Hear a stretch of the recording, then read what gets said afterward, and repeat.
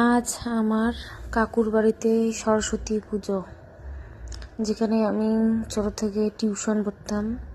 আমি বলা ভুল, আমি, আমার দুই ভাই, এখন আমার ছেলেও টিউশন এখানে পড়ে আমার কাকুর বাড়িতে। তাই আমি আমার ছেলের সঙ্গে সরস্বতী পুজোর অঞ্জলি দিতে এসেছি কাকুর বাড়িতে। এখনও সবাই আসেনি, কিছু কিছু ছাত্রছাত্রী আছে। একদিকে হচ্ছে সরস্বতী মায়ের পুজো, আর একদিকে আজ হচ্ছে 23শে জানুয়ারি, নেতাজি সুভাষচন্দ্র বোসের জন্মদিন।